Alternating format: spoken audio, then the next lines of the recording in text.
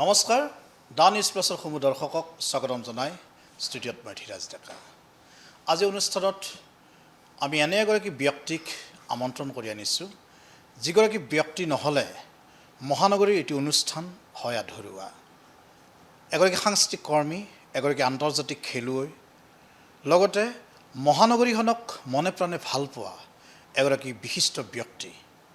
মহানগৰীৰ যি ৰেহ ৰূপ পৰিৱৰ্তনৰ ক্ষেত্ৰত এই ব্যক্তিগৰাকীৰ যথেষ্ট অৱদান আছে, প্ৰভূত অৰিহণা আছে। তেনেগৰাকী ব্যক্তিক আমি আমন্ত্ৰণ কৰি আনিছোঁ, আমাৰ সকলোৰে মৰমৰ কৈলাশ শৰ্মা। দাদা, আপোনাক এই বিশেষ অনুষ্ঠানৰ জৰিয়তে স্বাগতম জনাইছোঁ। নমস্কাৰ। পোনপ্ৰথমে মই DA নিউজ প্লাছৰ সমূহ কৰ্মকৰ্তা, অসমবাসী, ভাৰতবাসী, বিশ্ববাসী, প্ৰবাসী, অসমীয়া জাতি জনগোষ্ঠীলৈকে শাৰদীয় সম্ভাষণ জ্ঞাপন কৰিছোঁ। হয় হয়, ধন্যবাদ দাদা, আপুনি ইমান সুন্দৰকৈ আমাক শুভেচ্ছা জ্ঞাপন কৰিছে। দাদা, মই অনুষ্ঠান আৰম্ভণিতে কৈছোঁ যে আপুনি নহ'লে এইটো অনুষ্ঠানে নহয় জানো? আপুনি মন্দিৰ পৰিচালনা সমিতিৰ লগত জড়িত, আপুনি বিহুৰ লগত জড়িত, আপুনি বিভিন্ন সমাজখনৰ প্ৰতিটো দিশ আপোনাৰ নখ দৰ্পণত, আপুনি বিভিন্ন টিভিৰ বিভিন্ন অনুষ্ঠানত আপুনি অংশগ্ৰহণ কৰে। আৰু কৈলাশনাথ শৰ্মা বুলি ক'লে সকলোৱে চিনি পায়, আৰু এগৰাকী নিৰ্ভেজাল মনৰ ব্যক্তি, অতি নিৰ্ভীক। আপুনি ইমান নিৰ্ভীকভাৱে কথা কয়, কিন্তু সকলোৱে আপোনাক শ্ৰদ্ধা কৰে। আজিলৈকে আপোনাক বিতৰ্কৰ আওতাত কোনেও অনা নাই, নহয় জানো? মই যিমান দূৰ আপোনাক মোৰ সাংবাদিকতা সেইটো মানে আপোনালোকৰ যিটো মৰম, ৰাইজৰ যিটো চেনেহ, আটাইখিনিকে লৈ আমি আগবাঢ়ি গৈ আছোঁ।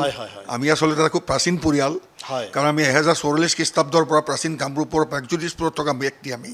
গতিকে আমাৰ চকুৰ আগতে অসমৰ অভ্যুদনা আমি দেখিছোঁ, অসম ভাঙি হাতখন ৰাজ্য হোৱা দেখিছোঁ, আৰু বিভিন্ন ৰজা মহাৰজাৰ উত্থান পতনৰ পৰা গণতন্ত্ৰ বা স্বাধীনতা আন্দোলনলৈকে আজি গণতন্ত্ৰ বৰ্তমানলৈকে আমাৰ পৰিয়ালটোৱে উত্থান পতন সম্পূৰ্ণ আমি দেখা পাইছোঁ প্ৰায়। আৰু মহানগৰীখনৰো আপুনি ৰেহ ৰূপ পৰিৱৰ্তনৰ ক্ষেত্ৰত যথেষ্ট আপুনি দেখিছে অৰিহণা আছে।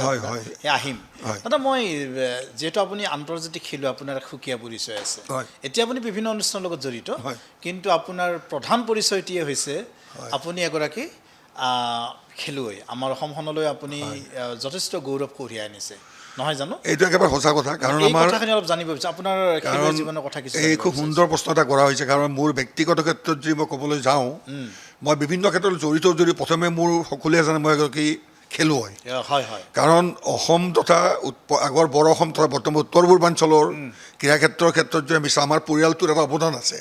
কাৰণ মোৰ পিতৃ স্বাধীনতা সংগ্ৰামী ক্ৰীড়াৰত্ন লৌহ পুৰুষ প্ৰেমতাকান্ত শৰ্মা যিকোনো অসমৰ পৰা বা উত্তৰ পূৰ্বাঞ্চলৰ পৰা যিকোনো ৰাষ্ট্ৰীয় আন্তঃৰাষ্ট্ৰীয় পৰ্যায়ৰ খেলত প্ৰথমটো স্বৰ্ণ পদক অনা ব্যক্তিগৰাকী আছিলে।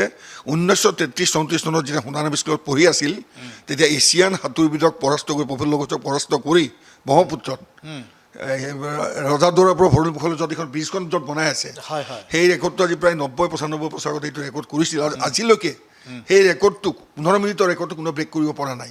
আৰু বিভিন্ন ক্ষেত্ৰত অসম শক্তিমেলা চেম্পিয়ন আছিলে দেউতা। অসম শক্তিমেলা যোৰহাটত প্ৰথম নামটো কি আছিলে? লৌহ পুৰুষ প্ৰেমতাকান্ত শৰ্মা, ক্ৰীড়াৰত্ন উপাধিও পাইছিল। আৰু এটা কথা মই কওঁ যে সেই পৰম্পৰাকে ৰাখি আমি দেউতাকে মোৰ মূল গুৰু হিচাপে মই লৈছিলোঁ। কাৰণ অসমৰ ক্ৰীড়া ক্ষেত্ৰৰ আজি বহুত মানুহৰ নাম নোহোৱা হৈ গ'ল, কিছুমানৰ নাম মানুহে লয়, কিন্তু এইবিলাক মানুহৰ নাম নলয়। কিন্তু আমি পুৰণা ৰেকৰ্ডবিলাক বিচাৰি উলিয়াই যদি চাওঁ, যেতিয়া গিনিজ বুক অফ ৰেকৰ্ড বা লিমকা বুক অফ ৰেকৰ্ডৰ জন্ম হোৱা নাছিল, তেতিয়া কিন্তু দেউতাহঁতৰ ৰেকৰ্ড আছিল।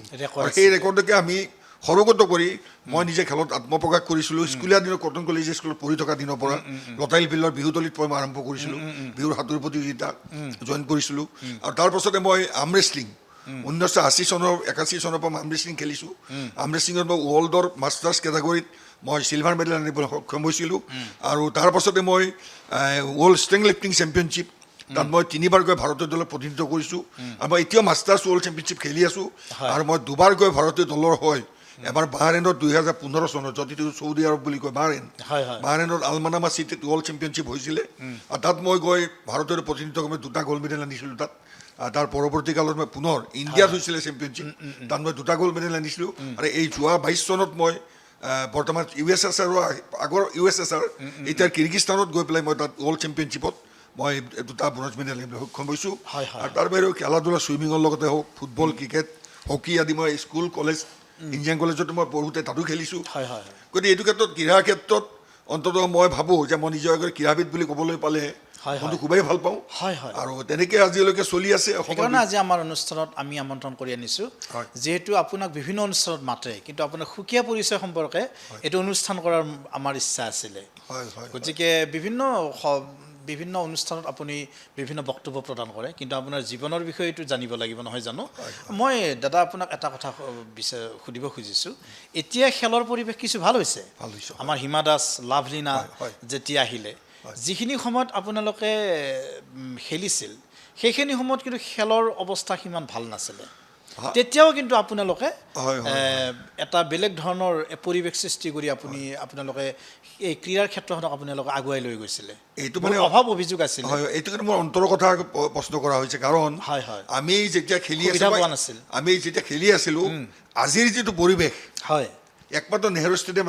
সিংহপুৰৰ ৰাধাকুমাৰ বৰুৱাই বনাই যোৱা নেহেৰু ষ্টেডিয়ামৰ বাহিৰে দীঘলী পুখুৰী চুইমিং ক্লাবৰ বাহিৰে এখনো উন্নত মানৰ কোনো ষ্টেডিয়ামে নাছিলে আৰু সুবিধাৰ ক্ষেত্ৰত যিটো কোৱা হৈছে আজি যিটো চৰকাৰে সুবিধা দিছে এই সুবিধাটোতো সুদূৰ পৰাহত আমাৰ আছিলে কাৰণ আমি খেলিব যাওঁতে নিজৰ পকেটৰ ধন ভাঙি পেলাই অসম বা ভাৰতবৰ্ষক প্ৰতিনিধিত্ব কৰিবলৈ যাওঁ আৰু যেতিয়া তিৰংগা লৈ বিদেশত যাওঁ আমাৰ বুকু গৰ্বেৰে উফন্দি উঠে আৰু ডিপ্ল'মেট হিচাপে যেতিয়া বাহিৰত যাওঁ বাহিৰৰ মেয়ৰে বা মিনিষ্টাৰবিলাক আমাৰ যেতিয়া ৰিচিভ কৰিব ইণ্ডিয়ান টীম বুলি ৰিচিভ কৰে আমি বুকু পিন্ধা কিন্তু আমি কেতিয়া কেনেকৈ গৈছিলোঁ আনকি এনেকুৱা অৱস্থা হৈছে আমাৰ লগৰ প্লেয়াৰ মাটি বিক্ৰী কৰিব যদি খেলিব যোৱা মই ৰেকৰ্ড দেখা পাইছোঁ আৰু আমিও তেনেকুৱা ধৰণৰ পৰিৱেশ এটাত গৈছোঁ কিন্তু আজিৰ যিটো পৰিৱেশ এই পৰিৱেশটোত আজি লাভলীনাই হওক আমি গৌৰৱান্বিত হিমা দাসেই হওক বা অন্যান্য যিসকল আমি শিৱ থাপাই হওক অন্যান্য ফুটবল ক্ৰিকেট অন্যান্য প্লেয়াৰসকলে যিটো সুবিধা পাইছে ৰিয়ান পৰাগৰ ক্ষেত্ৰতে কৈছে ৰিয়ান পৰাগ যথেষ্ট ভাল প্লেয়াৰ তেওঁৰ মাকো খুব ভাল প্লেয়াৰ আছিলে মিঠু বৰুৱা চুইমিঙৰ এছিয়ান চেম্পিয়ন আছিলে এটা চাউথ এছিয়ান ফেডাৰেশ্যন গেমছৰ চেম্পিয়ন আছিলে গতিকে আমি একেলগে এটা চুইমিং কৰিছিলোঁ মিঠুহঁতৰ লগত গতিকে এটা মই কথা ক'ব বিচাৰোঁ যে আজি আমাৰ সময়খিনিৰ খেলুৱৈসকলে সুবিধা সেইসময়ত পালেহেঁতেন মই গেৰাণ্টি দি কৈছোঁ অলিম্পিকত আমি মেডেল আনিব পাৰিলোহেঁতেন কিন্তু আমি স্ক'প নাপালোঁ সুবিধা আমি পোৱা নাছিলোঁ আৰু আজি ভাল লাগিছে যে আমাৰ পিছৰ প্ৰজন্মৰ খেলুৱৈসকলে আজি অলিম্পিকটো এটা আমাৰ ইজি হৈ গৈছে কাৰণ কিয় সুবিধা যেতিয়া পাব খাদ্য বস্ত্ৰ বাসস্থান বুলি আমি যেনেকৈ কওঁ এজন খেলুৱৈ যেতিয়া চেল্টাৰ পায় তেতিয়া তেওঁ দেশৰ কাৰণে উজাৰি দিব বিচাৰে প্ৰতিভা থাকিলেই নহ'ব প্ৰতিভাৰ লগতে কিন্তু সুবিধাখিনি লাগিব বহুত প্ৰতিভা কিন্তু গাঁৱে ভূঞে আছে মই গাঁৱে ভূঞে ঘূৰি ফুৰা মানুহ আমাৰ মেক্সিমাম প্ৰতিভা কিন্তু গাঁও এৰিয়াতে আজি লাভলীনা গাঁৱৰ ছোৱালী আজি হিমা গাঁৱৰ ছোৱালী গতিকে আমি যদি চাওঁ আৰ্বান এৰিয়াৰ লগে লগে আমি গাঁৱৰ অঞ্চলত যদি আমি মই আজি 18ত এটা আৰ্টিকল লিখিছিলোঁ 20 শতিকাৰ অসমৰ খেলা ভৱিষ্যতৰ সম্ভাৱনাপূৰ্ণ অসমীয়া খেলুৱৈ বুলি আৰ্টিকল লিখিছিলোঁ তাত মই এইটো মেনশ্যন কৰিছিলোঁ যে গাঁও ভূঞবিলাকত যদি জোন হিচাপে ভগাই লওঁ তেতিয়াহ'লে অসমৰ খেলুৱৈয়ে আগন্তুক দিনত তেতিয়াই কৈছিলোঁ মই যে অলিম্পিকৰ মেডেলটো একেবাৰে হাতত আহি পৰিব কিন্তু আজি আমি দেখা পাইছোঁ সেই পৰিৱেশটো আহিছে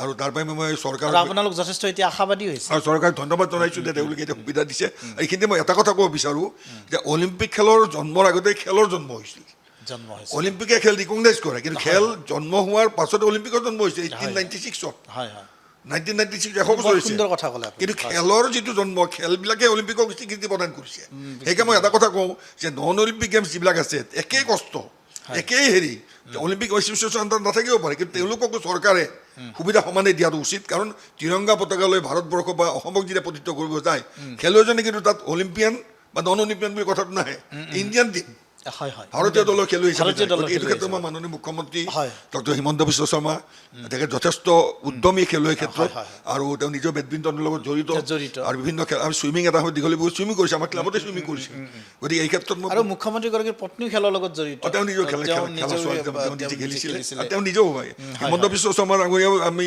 দীঘলী পুখুৰীত চুইমিং আমাৰ ক্লাবতে চুইমিং কৰিছিল গতিকে মই ৰাণাদা আমি শিকাইছিলোঁ এটা সময়ত গতিকে মই ভাবোঁ যে অসমৰ খেলৰ জগতত মুখ্যমন্ত্ৰী ডাঙৰীয়া যথেষ্ট ইনিচিয়েটিভ লৈছে এতিয়া আৰু তেখেতে যদি এইটো ইনিচিয়েটিভ লৈ থাকে আগন্তুক দিনত অসমে মানে অসমত ৱৰ্ল্ড চেম্পিয়নশ্বিপ বা যিকোনো খেল পাতিবলৈ সক্ষম হ'ব বুলি মই আশা ৰাখিছোঁ সেইটো বহুত ভাল লাগিলে ইমান সুন্দৰ আপুনি আশাৰ বতৰা দিছে আৰু আপুনি যিটো এগৰাকী বিশিষ্ট খেলুৱৈ গতিকে আমাৰ উঠি অহা প্ৰজন্মৰ খেলুৱৈসকলে যথেষ্ট অনুপ্ৰেৰণা পাব আপোনাৰ কথাৰ জৰিয়তে দাদা মই অনুষ্ঠান আৰম্ভণিতে কৈছোঁ যে আপুনি আন্তঃৰাষ্ট্ৰীয় খেলুৱৈৰ লগত আপুনি বিভিন্ন সমিতিৰ লগত জড়িত হৈ আছে আপুনি মন্দিৰ পৰিচালনা সমিতিৰ লগত জড়িত হৈছে যিহেতু আপুনি উজান বজাৰৰ এগৰাকী বাসিন্দা আৰু বহু দেখিছে আপুনি উত্থান পতন বিহু কমিটিৰ লগত জড়িত হৈ আছে এই যিটো আপোনাৰ সাংস্কৃতিক জীৱন এই সাংস্কৃতিক জীৱনৰ বিষয়ে কিছু কথা জানিব বিচাৰিছোঁ সাংস্কৃতিক জীৱন বুলি ক'লে মই পুনৰ কৈছোঁ ৰাজহুৱা জীৱন তথা সাংস্কৃতিক জীৱন আমাৰ ৰাজহুৱা সাংস্কৃতিক জীৱন উজান বজাৰ বুলি ক'লে মই সদায় কওঁ যে উজান বজাৰ আজি যিভাৱে কাইলৈ সমগ্ৰ অসমবাসীয়ে ভাবে ভাবে। মই গোটেই বিশ্বত গৈ এই কথাটো কৈছোঁ কিয়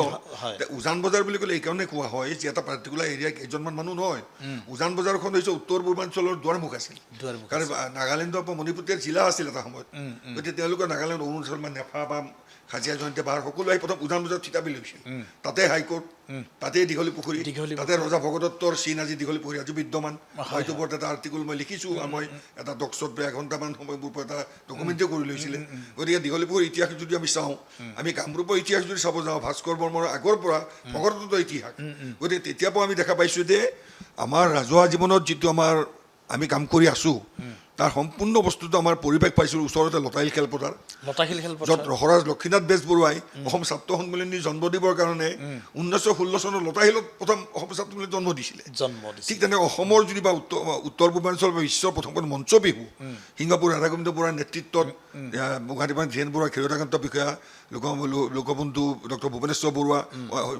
লক্ষধৰ চৌধুৰী প্ৰমুখ বিশিষ্ট ব্যক্তিসকলৰ নেতৃত্বত প্ৰথমখন মঞ্চ বিহু আজি ৭৫ বছৰ আগে এইবাৰ ৭৫ বছৰ গুৱাহাটী বিহু সন্মিলনী তাতো মই এটা সময়ত ৪ বছৰকৈ সভাপতি আছিলোঁ মই আটাইতকৈ ঘনিষ্ঠ সভাপতি আছিলোঁ লতাশিলৰ আৰু ঠিক তেনেকৈ আমি যদি চাওঁ অসমৰ ক্ৰীড়া সংস্কৃতি বা বৰদলৈ ট্ৰফিৰ ক্ষেত্ৰত আমাৰ জন্মৰ আগতে গুৱাহাটী টাউন ক্লাব খেলপথাৰ বা জজ খেলপথাৰত আজি বৰদলৈ ট্ৰফি 1952 চনত আমি আৰম্ভ হৈছিল সিংহপুৰ ৰাধাগোবিন্দ বৰুৱা মোৰ দেউতা লৌহপুৰ প্ৰেমতাকান্ত শৰ্মা ঠিক তেনেকৈ আমি ৰাজেন চৌধুৰী তেওঁলোক আমি নাম ল'বই লাগিব পৰৱৰ্তীকে নেহেৰু ষ্টেডিয়াম হ'ল আৰু এনেকৈ ক্ৰীড়া ক্ষেত্ৰত যদি আমি চাওঁ যে আমাৰ অসমৰ ক্ৰীড়া ক্ষেত্ৰত গুৱাহাটীৰ বা অসমৰ বিভিন্ন প্ৰান্তৰ পৰা ব্যক্তি আহি উজান বজাৰত থিতাপি লৈছিল তেওঁলোকৰ যিটো অৱদান আজিও আমি স্বীকাৰ কৰিব লাগিব আৰু তাৰপিছতো কিবা কিবি ছাত্ৰ সন্থাৰ আন্দোলনেই হওক লতাশিলত খেলপথাৰতে নহয় জানো সমবেত হোৱা যায় সকলোবিলাক সমবেত হোৱা যায় ছাত্ৰ সন্থা আন্দোলন বুলি ক'লে মই এটা কথা ক'ব বিচাৰোঁ মই নিজে ছাত্ৰ সন্থা কৰিছোঁ গুৱাহাটী ছাত্ৰ সন্থাৰ মই এক্টিং প্ৰেছিডেণ্ট আছিলোঁ আৰু মই ছাত্ৰ সন্থা কৰোঁতে মোৰ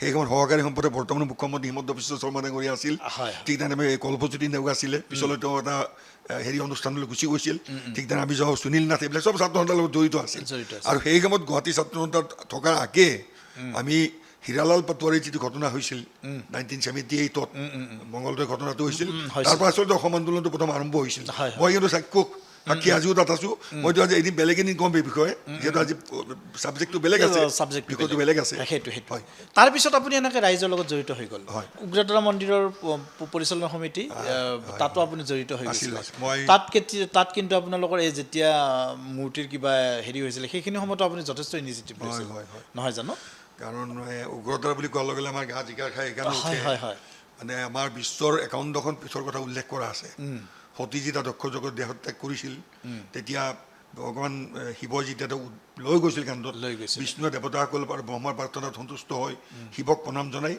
সতীৰ দেহটো খণ্ডিত কৰিছিল তাৰ নাভি অংশটো আমাৰ উগ্ৰতাৰা তাত পীঠপথ পৰৱৰ্তী জনৰৱ আছে কামাখ্যাত আমাৰ জুনি মণ্ডল পৰিছিল কিন্তু এই বিষয়টোত এইটো ছাবচাইড হৈ আছে কোনে গম পোৱা নাছিল মহৰ্ষি বশিষ্ঠ মুনি আহি কামাখ্যামান নিৰ্দেশত জনামতে ৫,০০০ বছৰ উগ্ৰতাৰাত তপস্যা কৰাৰ পাছত আচলতে উগ্ৰতাৰা যে তাত আছে তেওঁ জাগ্ৰত হৈছিল গতিকে উগ্ৰতাৰাত মহৰ্ষি বশিষ্ঠই সিদ্ধি লাভ কৰা বুলি আমি জানো গতিকে সেই হিচাপে উগ্ৰতাৰাৰ আমাৰ যিটো পৰিয়াল ১৯৪৪ খ্ৰীষ্টাব্দত তেতিয়া কামৰূপ যুদ্ধে ৰাজ্যত প্ৰাগজ্যোতিষপুৰত যথেষ্ট যুদ্ধ বিগ্ৰহ চলি আছিল পালবংশী ৰজাসকলে চিন্তা কৰিছিল যে আমাক পঢ়া শুনা লাগে এডুকেশ্যন লাগে অকল যুদ্ধ কৰিলে নহ'ব বাকী ভাৰতবৰ্ষৰ বেলেগ দেশবিলাক আগবাঢ়ি গৈছে তেতিয়া আমাৰ পৰিয়ালক আমি আমন্ত্ৰণ কৰি আনিছোঁ বহুতে নাজানে আমাৰ পৰিয়ালটো গুগলত চাৰ্চ কৰি ওলাব who is the Guru of lord Krishna আমি চন্দীপনী মহামুনি বংশৰ আমাৰ আশ্ৰমতে উজ্জয়িনীত ভগৱান কৃষ্ণ বলৰাম সুদামাই শিক্ষা গ্ৰহণ কৰিছিল আৰু ১৯৪৪ খ্ৰীষ্টাব্দত আমাৰ পৰিয়ালৰ এটা থালক আনি কামৰূপৰ কামাখ্যা উগ্ৰতাৰা বন্ধুনাথ দেৱালয়ত আমাক স্থাপন দিছিলে আৰু তেতিয়াৰ পৰা আমি উগ্ৰতাৰা দেৱালয় ট্ৰাষ্টি হিচাপে আজিলৈকে আছোঁ ৯৮১ বছৰ আমাৰ আৰু কিন্তু সুন্দৰ আপোনালোকৰ পৰিচালনা আমি যিমানবাৰ গৈছোঁ ইমান সুন্দৰ আপোনালোকৰ আমি যথেষ্ট সন্মান পাওঁ আমি যেতিয়া যাওঁ আপুনি যথেষ্ট আমাক ইমান সুন্দৰকৈ আপুনি আমাক সন্মান দিয়ে ভাল লাগে দাদা এই আপোনাৰ যিটো কথা এইখিনি যে উগ্ৰতাৰা মন্দিৰৰ কথা আহিলে আন খেলুৱৈৰ কথা আহিলে ছাত্ৰ সন্থাৰ লগত আপুনি জড়িত আপুনি কি অনুষ্ঠানৰ লগত জড়িত নহয় এতিয়া কিন্তু আপোনাৰ আন এটা অনুষ্ঠান যে আমাৰ প্ৰয়াত ধীৰেন বৰুৱাদেৱৰ ছেভ গুৱাহাটী বিল গুৱাহাটী সেই অনুষ্ঠানটিয়ে মহানগৰীৰ ৰেহৰূপ পৰিৱৰ্তনৰ ক্ষেত্ৰত যথেষ্ট সিংহভাগ অৰিহণা আগবঢ়াইছিল কাৰণ নহয় জানো দাদা আৰু বিভিন্ন আমি যিহেতু সাংবাদিক হিচাপে আপোনালোকৰ লগত আমি আছিলোঁ সেই কথাখিনি জানিব বিচাৰিছোঁ। আচলতে এইটো আটাইতকৈ ইম্পৰ্টেণ্ট মূল্যৱান কথা। হয় মোৰ নোম থিয় হৈ গৈছে হয় কাৰণ মই সেইকাৰণে আপোনাক ছেভ মাতিছোঁ। গুৱাহাটী বিল গুৱাহাটী বুলি কোৱাৰ লগে লগে এনেকুৱা এটা দিন আছিল যে চৰকাৰৰ নোম থিয় হৈ উঠে। হয় হয় কাৰণ এটি this is the only organisation যিয়ে নিজৰ পকেটত ধনেৰে ৰাইজৰ কাম কৰোঁ আমি। ৰাইজৰ কাম কৰিছে। কোনো চৰকাৰী ফাণ্ড আমি নলওঁ, কোনো চান্দা ছিষ্টেম আমাৰ নাই। আমি যিকোনো ৰাইজৰ কাৰণে, কাৰণ আমাৰ ফেমিলিবিলাক তেনেকুৱা বেকগ্ৰাউণ্ড আছিল। মোৰ দেউতাই চাব, উদাহৰণ দিছোঁ মই, ফ্ৰীডম ফাইটাৰ আছিল। যেতিয়া গোপীনাথ বৰদলৈয়ে মাতি আনি দেউতাক ক'লে তুমি পেঞ্চনটো লোৱা, তেতিয়া দেউতাই এটা কথাই কৈছিল, দেউতাই গোপীনাথ বৰদলৈ দেউতা বুলি মাতিছিল। হয় তেখেতে কৈছিল আমি জনামতে যে দেউতা মাক স্বাধীন কৰাৰ কাৰণে মোক পেঞ্চন নালাগে। অঁ তাৰমানে এইটো বুজাইছিল স্বাধীনতা আন্দোলনত অংশগ্ৰহণ কৰিও ফ্ৰীডম ফাইটাৰৰ নাম আছে, 624 নাম আছে। হয় কিন্তু ছেভ গুৱাহাটী বিল গুৱাহাটী অনুষ্ঠানটোত যিসকল ব্যক্তি কৰ্মকৰ্তা আছিল, হাস্য সম্ৰাট লক্ষধৰ চৌধুৰী প্ৰথম প্ৰতিষ্ঠাপক সভাপতি, প্ৰতিষ্ঠাপক সম্পাদক আছিলে গুৱাহাটীৰ পৰা ধীৰেণ বৰুৱা। সেই সময়ত আমি নাছিলোঁ। হয় হয় আমি প্ৰায় 98ৰ পৰা আমি 99 মানৰ পৰা আমি তেখেতলৈ ইনভল্ভ হ'লোঁ। আৰু বিগত প্ৰায় 3-3.5 দশক সেইগৰাকী মহান ব্যক্তি গুৱাহাটীৰ পৰা ধীৰেণ বৰুৱাৰ নেতৃত্বত আমি কাম কৰি এটা বস্তু শিকিছিলোঁ যে হোৱাট ইজ ৰাজহুৱা কাম। হয় হয় কাৰণ ৰাজহুৱা কাম কৰিবলৈ মানুহে নিস্বাৰ্থভাৱে আগবাঢ়িব লাগিব। আৰু ৰাজহুৱা কাম কৰি 10জনৰ উপকাৰ কেনেকৈ হয় সেইটো চিন্তা কৰিব লাগিলে নিজে নাখায়ো ৰাইজক খুৱাব লাগিব, এই প্ৰিন্সিপল। আৰু ছেভ গুৱাহাটী বিল গুৱাহাটীৰ প্ৰধান উদ্দেশ্য আছিল যে উত্তৰ পূৰ্বাঞ্চলেই নহয়, ভৱিষ্যতৰ চাউথ ইষ্ট এছিয়া গেটৱে হ'বলৈ গৈ থকা গুৱাহাটীক যদি গুৱাহাটী উন্নত নহয়, নৰ্থ ইষ্টাৰ্ণ ইণ্ডিয়া কিন্তু উন্নত হ'ব নোৱাৰে। কেনেকৈ উন্নত হ'ব? কাৰণ এইটো আজিৰ কথা ৰামায়ণ মহাভাৰতৰ যুগৰ পৰা গুৱাহাটীৰ অস্তিত্ব আছে, প্ৰাগজ্যোতিষপুৰ। হয় হয় নতুন দিল্লী ইন্দ্ৰপ্ৰস্থ যেতিয়া জন্ম হোৱা নাই, নতুন দিল্লী আগৰ নাম আছিল ইন্দ্ৰপ্ৰস্থ। হয় মই এই কথাটো এটা চেণ্ট্ৰেল মিনিষ্টাৰক কৈছিলোঁ, হোম মিনিষ্টাৰক কৈছিলোঁ এই সময়ত যে আমাৰ Pragjyotish more elder than your Indraprastha means new Delhi. Don't try to compare Pragjyotish with your Indraprastha, that means new Delhi. তাৰমানে আমি কিবা এটা গুৱাহাটী সমস্যালৈ যেতিয়া গৈছিলে আপুনি কথা কৈছিলোঁ। কিন্তু ছেভ গুৱাহাটীৰ যি উদ্দেশ্য আমাৰ, আমি ব্ৰহ্মপুত্ৰ পাৰটো খালী কৰিব কৈছিলোঁ, হাইকোৰ্টৰ বিল্ডিংবিলাকত সুন্দৰ ডাঙৰ প্লেচত লৈ যাব কৈছিলোঁ, হাইকোৰ্টত যে ডাঙৰ এৰিয়াত বনাওক যাতে সুবিধা পায়। ঠিক তেনেকৈ আমাৰ গুৱাহাটীৰ খোৱাপানী বানপানী সমস্যা, ঠিক তেনেকৈ স্মাৰ্ট চিটি, জাইকা পানী, এইবিলাক দিল্লীত টেবুল ভুগি আমি আনিছিলোঁ। গতিকে আমাৰ নেতৃত্বত কোন আছিল? গুৱাহাটীৰ পৰা ধীৰেণ বৰুৱা। অজয় দত্ত ডাঙৰীয়া আজিও আছে, ভাইচ প্ৰেচিডেণ্ট। সত্যেন্দ্ৰলৈ কৃষ্ণপ্ৰসাদ বৰুৱা, আমাৰ অসম কাষৰীয়া অম্বিকাগিৰি ৰায়চৌধুৰীৰ জিঅ' আমি পেহী বুলি মাতিছিলোঁ। আমাৰ সুচিপ্ৰতা ৰায়চৌধুৰী প্ৰথম ACS officer, lady ACS officer, Dattan Chandra হাজৰিকাৰ জীয়েক আছে জোনাকী পাঠক।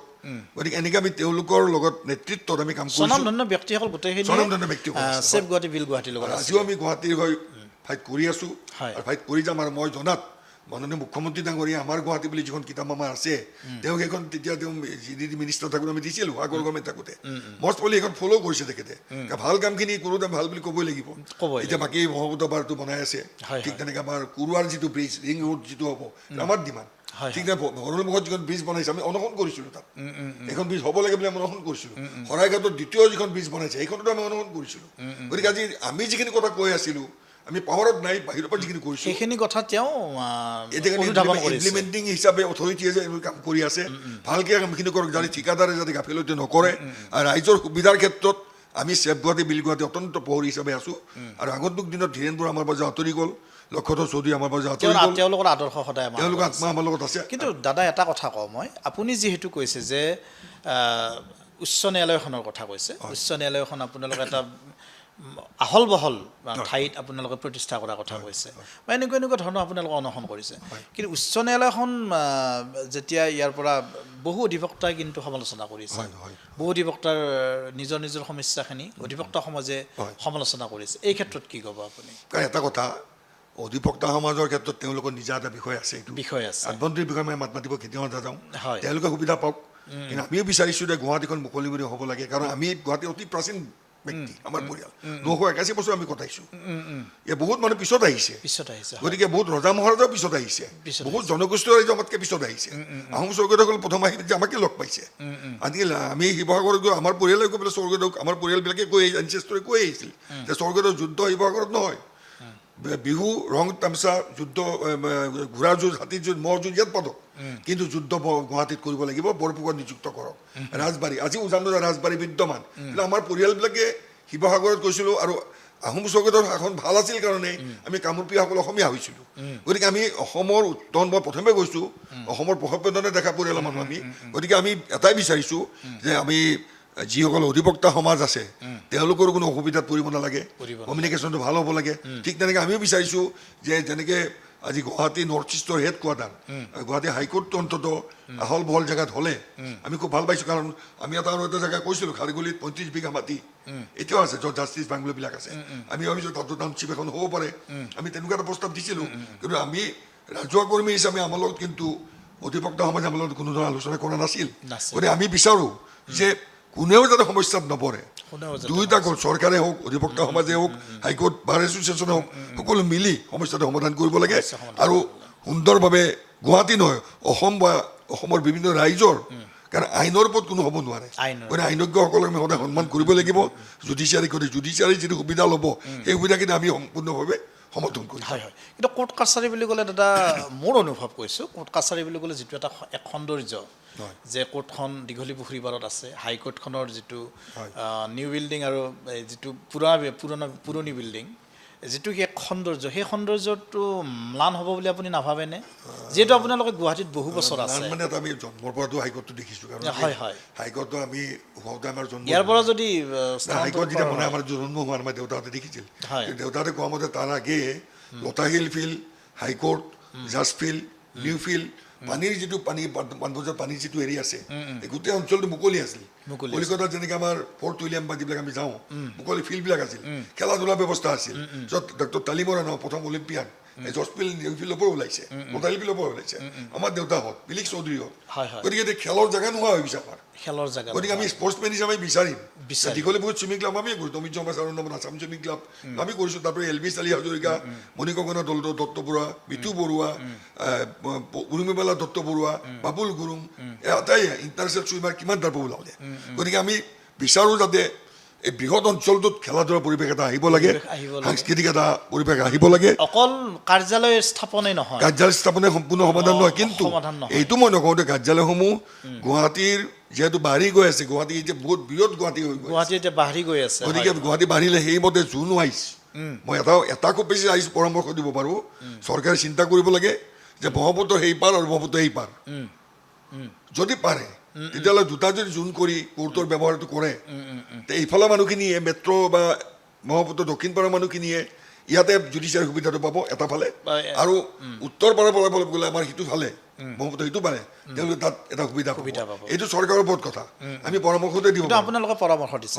মই কিন্তু দাদা এটা কথা কওঁ আপোনালোকৰ পৰামৰ্শখিনি আপোনালোকে আগবঢ়াইছে চৰকাৰৰ চিন্তাটো তেওঁলোকে কৰিব কিন্তু দাদা এই আপুনি যিখিনি কথা ক'লে যে গছ কটাক লৈ কিন্তু এতিয়া এক প্ৰতিবাদ আৰম্ভ হৈছে দীঘলী পুখুৰী পাৰৰ যিখিনি গছ আছে সেই গছখিনি কটাক লৈ বা পাণবজাৰৰ যিখিনি এই গছ কটাক লৈ এক প্ৰতিবাদ হৈছে আপোনালোকে যিহেতু গুৱাহাটী প্ৰাণ ধীৰেন বৰুৱাৰ এটা অনুষ্ঠানৰ লগত জড়িত এই গছ কটা প্ৰসংগত আপোনালোকে কি ক'ব মই এটা কথা মুখ্যমন্ত্ৰীৰ যিখিনি মানে মই এটা গৌৰৱেৰে ক'ব পাৰোঁ মই নিজে আজিলৈকে মোৰ নিজে হাতেৰে লগোৱা গছ প্ৰায় ৩৫ বছৰ ৪০ বছৰ হ'ল এনেকুৱা ডাঙৰ হৈছে গুৱাহাটীৰ বিভিন্ন প্ৰান্তত মই নিজে হাতেৰে ৩০,০০০ ওপৰত গছ লগাইছোঁ মই দেখুৱাব পাৰোঁ ক'ত আমচিং যোৰাবাটৰ পৰা আৰম্ভ কৰি এতিয়া জুৰুডৰ গছবিলাক ৩০,০০০ গছ ৰুইছে মই নিজে হাতেৰে লগাইছোঁ মহানগৰীত আৰু বিভিন্ন আৰু এটা মই ক'ব বিচাৰোঁ আমেৰিকান ফল এটা আভাগাডো ফলটো ২০০৪ চনত আমেৰিকাৰ পৰা মোৰ ফাদাৰ ইন ল লাভেন্দ্ৰদেৱ শৰ্মাই লৈ আহিছে তেওঁ চিঞৰি থাকে মোৰ এটা নিয়ম আছে ফলৰ গুটি পেলাই দিব দিছিলোঁ মই যিটো জুবিনৰো আছিল মই গুটিটো আনি গছজোপা গজালোঁ আভাগাডো মোৰ মাটিত গছ লাগি আছে আভাগাডো আজি প্ৰায় ২০ বছৰ আভাগাডো ফল পাই আছোঁ ঠিক তেনেকৈ ষ্ট্ৰবেৰীটো প্ৰথম নৰ্থ ইষ্টত আনা মানে বিশেষকৈ আমাৰ অসমত এইবাৰ গুগলত চাৰ্চ কৰিবলৈ হুইজ দ্য পাইঅনিয়াৰ অফ মানে আভাগাডো প্লাণ্টেশ্যন মই আনিছোঁ এনেকৈ ধৰণৰ আলফাংচুৱাম এইবিলাক মই লগাইছোঁ কিন্তু মই এটা কথা ক'ব বিচাৰোঁ যে গছ পতাতকৈ গছ লগোৱাটো বেছি ডাঙৰ কথা আৰু দীঘলী পুখুৰী মই কথা এটা কওঁ এইখিনিতে মই এইকাৰণে ক'ব লাগিব খন্তেকে মই উল্লেখ কৰিছিলোঁ দীঘলী পুখুৰী ইতিহাসৰ কথা আপুনি কৈছে যেতিয়া মোৰ এটা পাৰ্টিকুলাৰ চেনেলে মোক ইণ্টাৰভিউ লৈ প্ৰায় এঘণ্টামান লৈছে তাত আছে ফুটেজটো ইয়াত আছে গোটেইখিনি কিন্তু কথাটো হৈছে কি মই তাত এটা কথা কৈছিলোঁ যে এই দীঘলী পুখুৰীটোৰ ঐতিহ্য আজি এইটো দীঘলী পুখুৰী নহয় হাইকোৰ্টৰ মাজেৰে গৈ ব্ৰহ্মপুত্ৰ কানেক্টেড আছিলে ইফালে চলাবিলৰ লগত কানেকশ্যন আছিল মেঘদূত চিনেমা ডিষ্ট্ৰিক্ট লাইব্ৰেৰী এইবিলাক ৰেলৱে ষ্টেচন নাছিলে সেইকেইটাক দীঘলী পুখুৰী নানিছিল এইটো ভগদত্তৰ সময়ত এইটো পোতাশ্ৰয় আছিল আৰু আহোম স্বৰ্গদেউসকল আহি ইয়াত পোতাশ্ৰয় নাৱৰ বন্দৰ বনাইছিল তাৰপিছত ব্ৰিটিছসকল আহিল, তেওঁলোকেতো কোৰ্ট কাছাৰী ইয়াতে বনালে ইয়াতে বনাই দিলে, হয়। গতিকে এই ইম্পৰ্টেঞ্চটোৰ ক্ষেত্ৰত যিবিলাক গছ গছনি আজি পুৰণা গছ এতিয়া 2-এজোপা আছে, কিন্তু পুৰণা গছ বা দীঘলী পুখুৰীটোৰ দুই পাৰে দুখন ব্ৰিজ বনোৱাৰ কথা আছিল। তেতিয়া মই কিন্তু এই যিটো ফুটেজ মই মাননীয় মুখ্যমন্ত্ৰী ডাঙৰীয়াক এটা অনুৰোধ কৰিছিলোঁ যে দীঘলী পুখুৰীত আপুনি নিজে চুইমিং কৰা, গতিকে দীঘলী পুখুৰীটো বচোৱাৰ দায়িত্ব আপোনাৰে। এই কথাটো কিন্তু তেখেতে শুনিছিল, লগে লগে ব্ৰিজখন পিছুৱাই নি। মোৰ কথাটো হৈছে মই নাজানো, মই যিটো প্ৰস্তাৱ পৰামৰ্শ দিছিলোঁ যে দীঘলী পুখুৰীত চুইমিং কৰি ডাঙৰ হৈছা, আৰু সেই দীঘলী পুখুৰীটো ৰখোৱাৰ দায়িত্ব কিন্তু আপোনাৰে। গতিকে পিছলৈ গম পালোঁ যে তাৰ কেইদিনমান পিছতে দীঘলী পুখুৰী ব্ৰিজখন পিছুৱাই লৈ গৈ তহিবুল্লা ৰোড আৰু এন ডি কলেজ বন্ধ কৰি দি লেম্প ৰোডৰ মূৰত লগাই দিব, লেম্প ৰোডৰে উঠাই নিদিয়ে। তাৰমানে এই বস্তুটো আমি এইকাৰণে কৰিছিলোঁ যে দীঘলী পুখুৰীৰ ছাৰাউণ্ডিংছত যিবিলাক গছ গছনি আছে সেইবোৰ থাকিব। বাকীবোৰৰ ক্ষেত্ৰত মই এটা কথা কৈছোঁ যে অকল আন্দোলনত আমি আন্দোলন কৰি থাকিলেও নহ'ব। আন্দোলন কৰিব আমি সৰুৰ পৰা দেখিছোঁ, অসম আন্দোলন দেখিলোঁ, ভাষা আন্দোলন দেখিলোঁ, কিন্তু বহুত আন্দোলনৰ লিডাৰে গৈ মন্ত্ৰী হয়, নিস্বাৰ্থভাৱে কাম নকৰে, উদ্দেশ্য এটা। আন্দোলনৰ ক্ষেত্ৰতো আমি আন্দোলনত মোক মাতিছিলে বহুত, আন্দোলনৰ ক্ষেত্ৰতো আমি দেখিলোঁ। তেওঁলোকে দেখিব বাকী নাই আৰু কেইদিনমান পিছত আমি গম পাওঁ যে লিডাৰ হৈ গ'ল, কোনো এটা পাৰ্টিত জইন কৰিলে, পিছত ডিষ্ট্ৰিক্টৰ মন্ত্ৰী হৈ বা MP বা পাৰ্লিমেণ্টত এটা কথা ক'ব নোৱাৰে। আৰু আজি আমি ভুকুভিন্তা ক'ব পাৰিছে গুৱাহাটীৰ পৰা আমি ধীৰেন বৰাৰ নেতৃত্বত যেতিয়া গৈছোঁ দিল্লীত, আমি যেতিয়া আজি কংগ্ৰেছ দলত আছিল তেওঁলোক, UPA গভৰ্ণমেণ্ট বুলি কয় তেতিয়া, প্ৰধানমন্ত্ৰী মনমোহন সিং, আমি তেওঁলোক মিটিং কৰিছোঁ। আমি 3টা পইণ্ট লৈ গৈছিলোঁ, গুৱাহাটীৰ ড্ৰেইনেজ চুৱেৰেজ ছিষ্টেম, গুৱাহাটীৰ স্মাৰ্ট চিটি ডিক্লেৰেশ্যন, আৰু যিটো আমাৰ ড্ৰিংকিং ৱাটাৰ। তেতিয়া প্ৰাইম মিনিষ্টাৰ ডাঙৰীয়া যথেষ্ট ভাল হয়, মনমোহন সিং ডাঙৰীয়াক যোনে পাইছে গম পাব তেওঁ মানুহজন কেনেকুৱা মানুহ আছিলে। তেওঁক যেতিয়া কথা পাতিলোঁ তেতিয়া তেখেতে ইমিডিয়েটলি ইনষ্ট্ৰাকশ্যন দিলে আৰ্বান ডেভেলপমেণ্ট মিনিষ্টাৰলৈকে। তেতিয়া মোৰ মষ্ট বুলি জয়ৰাম ৰমেশ বুলি এগৰাকী মিনিষ্টাৰ আছিল। বিজ্ঞান ভৱনত মিটিং হৈছে, আমি মিটিঙত গৈছোঁ, মই নিজে আছোঁ, ধীৰেন বৰুৱা, অজয় দত্ত, আটাইবিলাক বহি আছোঁ। তেতিয়া তেওঁলোকে প্ৰথমতে কৈছে it's impossible to declare Guwahati itself an smart city, বোলে হোৱাই নট মিষ্টাৰ মিনিষ্টাৰ। তেতিয়া তেওঁ ক'লে ये तो बहुत प्रॉब्लम हुआ, यहाँ असम का सिटी हो सकता है लेकिन इससे पुराना सिटी बहुत है। बोले what are you comparing Guwahati with your other cities? Guwahati is the ancient city, Pragjyotispur. It was known as Pragjyotispur, today it's known as Guwahati. But you're sitting inside the Delhi, it was known as Indraprastha during Mahabharata. You don't have to compare Pragjyotispur and Indraprastha. একদম লগালগ ধটমট খাই গ'ল। তেতিয়া আমাৰ গোটেইখিনি কথা পাতিলোঁ, পাতোঁতে তেতিয়াও গুৱাহাটী প্ৰাগজ্যোতিষপুৰ প্লেছ, তেতিয়া কৈছে সেই তেতিয়া এইটো ডিক্লেয়াৰ কৰিছিলে। আৰু জাইকা পানীটো আমি তেনেকৈ দিল্লীত গৈ টেবুল ভুকিয়াই আনিছিলোঁ। MS চিদাম্বৰম আছিলে তেতিয়া হোম মিনিষ্টাৰ, আমাৰ বীৰেন প্ৰসাদ বৈশ্য আজি MP হৈ আছে, আৰু ঠিক তেনেকৈ কুমাৰ দীপক দাস ডাঙৰীয়া আছিল, তেওঁলোক প্ৰেজেণ্ট আছে, তাতো আমাৰ ডিবেট হৈছিল। তাৰপিছত আপোনালোকে এইখিনি পদক্ষেপ লৈছোঁ। গছ কটাৰ ক্ষেত্ৰত আপুনি কি ক'ব? গছ কটাৰ ক্ষেত্ৰত মই এটাই প্ৰস্তাৱ দিব বিচাৰোঁ, পৰামৰ্শ কৰি, প্ৰস্তাৱ নহয়, যে চৰকাৰে বিভিন্ন বিভাগ আছে, অকল মুখ্যমন্ত্ৰী অকলে নোৱাৰে। যিসকল বিভাগীয় কৰ্মচাৰী বা বিষয়া আছে তেওঁলোকক আচলতে বিদেশত মই গৈ থাকোঁ, ৱৰ্ল্ড চেম্পিয়নবিলাক গৈ থাকোঁ, চেমিনাৰবিলাকত যাওঁ বা অথৰ হিচাপে ইঞ্জিনিয়াৰিং কনফাৰেঞ্চবিলাকত যাওঁ, তাৰ অফিচাৰে ৰাস্তাত মাটি খান্দি কাম কৰে, কিন্তু আমাৰ ইয়াত যিবিলাক অফিচাৰ আছে কাম নকৰে। মইতো কাকো জ্ঞান নকৰোঁ, মই এটা কথাই কওঁ, মুখ্যমন্ত্ৰী ডাঙৰীয়াই যিটো নিৰ্দেশ দিছে সেই নিৰ্দেশটো অফিচাৰসকলে কটকটীয়াভাৱে কাম কৰিব লাগিব। আৰু গছ গছনি য'ত গছ কাটিবলগীয়া আছে তাৰ আগে তেওঁলোকে এজোপা গছৰ জেগাত 10জোপা গছ লগাব লাগিব। আৰু ডেভেলপমেণ্টটো আমাক লাগিব, তাৰ লগে লগে যদি এনভাইৰনমেণ্টটো আমি নষ্ট কৰি গৈ থাকোঁ তেতিয়া ডেভেলপমেণ্ট কেতিয়াও হ'ব নোৱাৰিম। সেইকাৰণে মই লগত যদি আমি এনভাইৰনমেণ্টটো নষ্ট কৰোঁ কেনেকৈ হ'ব? কাৰণ ডেভেলপমেণ্টটো হোৱাৰ লগে যেতিয়া আমি কাৰ্বন মনক্সাইড খাই থাকিম। মই ইঞ্জিনিয়াৰিঙৰ মানুহ, চায়েন্সৰ মানুহ, মই ষ্টুডেণ্ট চায়েন্সৰ ছাত্ৰ বিজ্ঞান সমিতিৰ মই প্ৰতিষ্ঠাপক, ওৱান অফ দ্য প্ৰতিষ্ঠাপক। ডক্টৰ নীলেশ বৈশ্য ছাৰৰ আমি আছিলোঁ, মৌচুম হাজৰিকা, আমি হিমাংশু হাজৰিকা, আমি লগ হৈ ছাত্ৰ বিজ্ঞান সমিতি কৰিছোঁ 1977-ত। গতিকে এনভাইৰনমেণ্ট পৰিৱেশ যদি নষ্ট হৈ যায় তেতিয়াহ'লে আমি যিমানে ডেভেলপমেণ্টৰ কাম নকৰোঁ, অক্সিজেন যেতিয়া আমাৰ নোহোৱা হৈ যাব, আমাৰ যেতিয়া ক'ভিডৰ সময়ত অক্সিজেন কমি গৈছে, তেতিয়া আমি অক্সিজেন মাস্ক বিচাৰি তৎ পোৱা নাছিলোঁ, হয়নে কথাটো? গতিকে এইটো ক্ষেত্ৰত নেচাৰেল অক্সিজেন ব্ৰহ্মপুত্ৰ নদীখন আছে, ব্ৰহ্মপুত্ৰটো খালী কৰিব লাগে বুলি আমি কৈছিলোঁ, অজন্তা আমি পাই থাকিম। আৰু গছ গছনি আমাক কি দিয়ে? আমাৰ জীৱন প্ৰাণ দান কৰি আছে, আমাক কি দিছে? তেওঁলোকে কাৰ্বন ডাইঅক্সাইডটো হেৰি কৰি আমাক অক্সিজেনটো আমাক দি আছে। সেইখিনি কথাই যদি আমি বুজি নাপাওঁ, গতিকে সেইকাৰণে মই পুনৰ মুখ্যমন্ত্ৰী ডাঙৰীয়াক অনুৰোধ কৰিছোঁ যাতে তেখেতে যথেষ্ট বিলিয়ন পাৰ্চন ডিবেট কম্পিটিশ্যনত আমি পাইছোঁ তেওঁক, বিভিন্ন সাংস্কৃতিক কাৰ্যসূচীত পাইছোঁ, তেওঁ গোটেইখিনি বস্তু ৰাখি তেখেতে এটা বস্তু কৰিব লাগিব, অফিচাৰসকলক 24 ঘণ্টা কামত লগাব লাগিব তেওঁলোকক, যিহেতু চেলাৰী লৈ আছে, এনেই কাম কৰা নাই তেওঁলোকে। গতিকে তেওঁলোকে কাম কৰক আৰু গছ গছনিৰ ক্ষেত্ৰত এটা প্ৰটেকশ্যন দিয়ক, এনভাইৰনমেণ্ট প্ৰটেকশ্যন মাষ্ট। দাদা আমি একেবাৰে অনুষ্ঠানৰ অন্তিম মুহূৰ্তত উপনীত হৈছোঁ, আপোনাক আন এদিন মাতিম, আপোনাৰ বিষয়ে যথেষ্ট সুধিবলগীয়া আছে। আমি চুটি কিছু কিছু কথা সুধিছোঁ নহয় জানো, আপুনি জুবিনৰ প্ৰসংগ আনিছে, আজি 20টা দিন আমি ভাৰাক্ৰান্ত, একেটাই বিষয় জুবিন গাৰ্গৰ ন্যায় নহয় জানো। আজি আমি সকলো দুখিত, আপুনিও দুখিত এগৰাকী সাংস্কৃতিক কৰ্মী হিচাপে, গতিকে কি ক'ব দাদা? মই এইখিনিতে গছৰ লগত যিহেতু জুবিন দাৰ যেনেকৈ পাইছিলোঁ সৰুকালিৰ পৰা, হয় হয়, বহুত হয়তো পোৱা নাই, হয় হয়, সৰুকালি পাই মোৰ ভাইটিৰ লগৰ, মোৰ ভাইটি অসমীয়া চিনেমাৰ খলনায়ক দীনেন শৰ্মা। অনুষ্ঠানৰ আৰম্ভণিতে আপুনি কৈছে জুবিন দাৰ কথা। গতিকে এটা সময়ত এই কমাৰ্চ কলেজৰ এই গলিটোত মোৰ এতিয়াও মনত আছে, মোৰ 12 নম্বৰ বাইলেনত মই বিয়া কৰাইছোঁ, তাত মোৰ অফিচো আছে এইখিনিতে। মই খোজকাঢ়ি মই এক্সাৰচাইজ কৰোঁ, তেতিয়া ফুল চুইং ৱৰ্ল্ড চেম্পিয়নশ্বিপ খেলিব যাওঁ, কাৰণ আমাৰ পেটৰ ওপৰত হেৰি হৈ থাকে। এখন পাৰ্টিকুলাৰ ফাষ্ট ফুড ৰেষ্টুৰেণ্ট আছিল, তাত মই নিজে 57টা 58টা মই কণী খোৱা মানুহ একেলগে, আৰু ৰোল খালে 20টা 25টা ৰোল খাই দিওঁ। সেই পাৰ্টিকুলাৰ ফাষ্ট ফুডখনত গৈ মই যেতিয়া সোমাওঁ, তাত টেবুল এখনৰ চাৰিওফালে দেখা পাওঁ জুবিন গাৰ্গ, অন্যান্য মোৰ ভাইটি আৰু কেইবাজনো তাত শিল্পী লগ হৈ টুকুৰে টুকুৰে গীত গাই থাকে। যেতিয়া মই খাই উঠি ওলাওঁ, হঠাৎ মোক দেখা পালে গানটো মন হৈ যায়। এদিন জুবিনে মোক সুধিছিল, কৈলাশ দা আপোনাৰ 7টা বেগ মানে এনেকৈ কেনেকৈ মই কৰিব নোৱাৰিম নে? মইতো লিখিছোঁ আৰ্টিকল, অলপতে জুবিন ঢুকাৰ পিছত লিখিছোঁ। গতিকে জুবিনৰ এই বস্তু উদ্দেশ্য আছিল যে শাৰীৰিকভাৱে সক্ষম হ'ব বিচাৰিছিল, ষ্ট্ৰং হ'ব বিচাৰিছিল। তেতিয়া মই এটা শব্দ কৈছিলোঁ, জুবিন তুমি এটা কাম কৰা, এণ্টাৰ দেখোন চিনেমাখন চাইছা নাই চোৱা, যদি নাই চোৱা আৰু এবাৰ চাবা, চাইছা যদিও তুমি ব্ৰুচলিৰ হিষ্ট্ৰীটো পঢ়িবা, তুমি মাইণ্ড ফিজিকেলি মেণ্টেলি আৰু culturally all side to square হিচাপে ওলাই যাবা। সেয়া যে জুবিন, কিন্তু সেই জুবিনৰ যিটো আজি অকাল মৃত্যু, আমি বিহুৰ সময়ত সদায় টিভি চেনেলবিলাকত যেতিয়া এটা বিতৰ্ক হয়, সেই বিতৰ্ক কৰিবলগীয়া ব্যক্তিজন নোহোৱা হৈ গ'ল। আমাৰ মৰমৰ, আমাৰ মানে কি বুলি ক'ম, মানে বুকুৰ আপোন সকলো হিয়াৰ নামতো আজি জুবিন। আমি বিতৰ্কটো বাদেই দিলোঁ, পৰামৰ্শ দিওঁ। বিতৰ্কটো পৰামৰ্শৰ মাজত বিতৰ্ক, তুমি যিটো কৰিবা অসমৰ ৰাইজে বিচাৰিছে, আৰু তুমি যিটো ক'বা অসমৰ ৰাইজে ক'ব।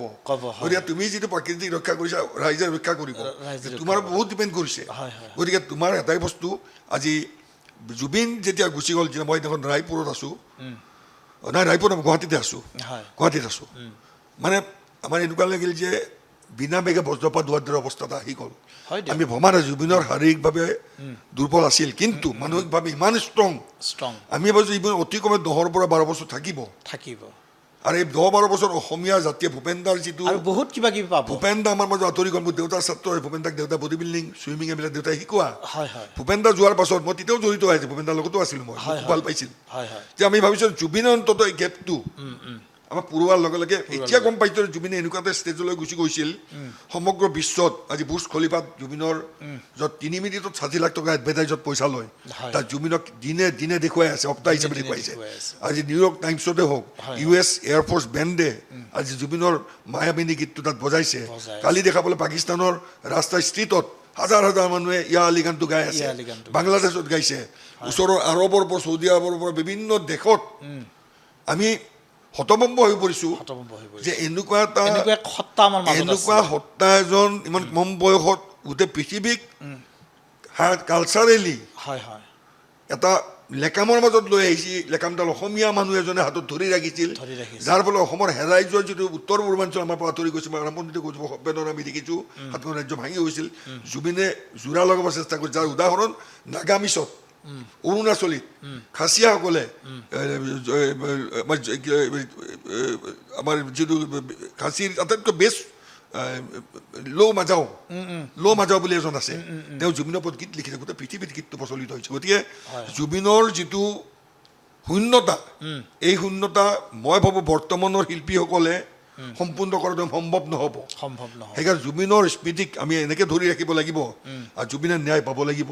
আৰু জুবিনৰ যিসকলে আজি জুবিনক লৈ এটা সামগ্ৰীলৈ ব্যৱস্থা কৰিছিল, যে তেওঁক লৈ TRP লৈ তেওঁক লৈ আজি টকা পইচা ইনকাম কৰি তেওঁৰ হাতত এতিয়া শ্ৰাদ্ধনি এখন মই যাওঁতে আচৰিত হৈছিলোঁ এজনে মোক ক'লে যে জুবিনৰ একাউণ্টত 10,000 টকাও নাই আৰু সেইদিনাখন এটা মই হেৰিত চালোঁ মোবাইলত আহিছিল পকেটত টকা আছে ওচৰত ডিচেবল ল'ৰা বহি আছে জুবিনে টকাৰ বান্দুলটো উলিয়াইছে উলিয়াই এনেকৈ এটা মুঠা উলিয়াই নিছে 500 টকীয়া উলিয়াই আনি কাউণ্ট কৰিছে 3,500-4,500 টকা হ'ব মুঠি মাৰি তেওঁক দি দিলে তাৰমানে জুবিনে যিটো ইনকাম কৰিছিল বহুতে নাজানে যে খাৰঘুলিত যেতিয়া তেওঁ আছিল তাত তেওঁ বিভিন্ন দুখীয়া নিচলা ব্যক্তিক বা শিল্পীক বহুত সহায় কৰিছিল আৰু এইটো ওলাই পৰিছে গতিকে ভগৱানে তেওঁৰ আত্মাক সদ্গতি দিয়ক আৰু মই লগতে অসম চৰকাৰ ভাৰত চৰকাৰ অনুৰোধ কৰিছোঁ যে জুবিনক যিটো ন্যায় দিব লাগে মাননীয় ন্যায়ালয়টো ন্যায় দিবই গতিকে এইটো ক্ষেত্ৰত অন্ততঃ আৰক্ষী বিভাগে যিটো চাৰ্জশ্বিট দিব সেইখন যাতে সম্পূৰ্ণ খুব ষ্ট্ৰিক্ট চাৰ্জশ্বিট দিয়ে যাতে কোনো দুখী হাৰি যাব নোৱাৰে কঠোৰৰ পৰা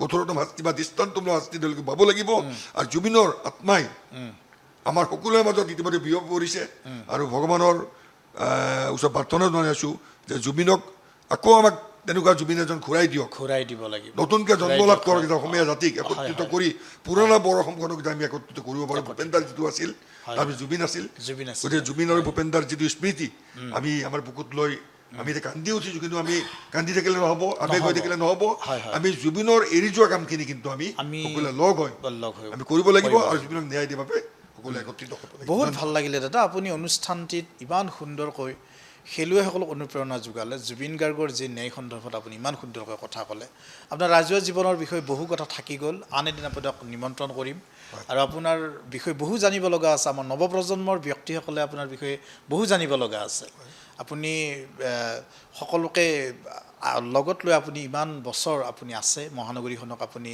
ইমান ভাল পায় ধীৰেণ বৰুৱা প্ৰয়াত ধীৰেণ বৰুৱাৰ আদৰ্শক লৈ আপুনি মহানগৰীখনক নতুন ৰূপত চাব বিচাৰে গতিকে বহু সপোন আছে আপোনাৰ আৰু আপোনাৰ সুস্বাস্থ্য কামনা কৰিছোঁ এইদৰে থাকক আপুনি আপোনাক যেতিয়াৰ পৰা দেখিছোঁ সুন্দৰ স্বাস্থ্যৰ অধিকাৰী হোৱাই দেখিছোঁ আপোনাক আপুনি সুন্দৰকৈ ধনাত্মক দৃষ্টিভংগীৰে যিহেতু আপুনি চলে আপুনি সুন্দৰকৈ এতিয়াও খেলৰ লগত জড়িত আপুনি সুন্দৰকৈ খেলত অব্যাহত ৰাখক আৰু ইয়াৰ লগে লগে এই বিশেষ অনুষ্ঠানৰ পৰা মই ধীৰাজ ডেকাই বিদায় লৈছোঁ পৰৱৰ্তী অনুষ্ঠান আকৌ পাতিম আপোনালোকে চাই থাকিব আমাৰ বিশেষ অনুষ্ঠান দা নিউজ প্লাছৰ বিশেষ অনুষ্ঠান কথাৰ চন্দেৰে ধন্যবাদ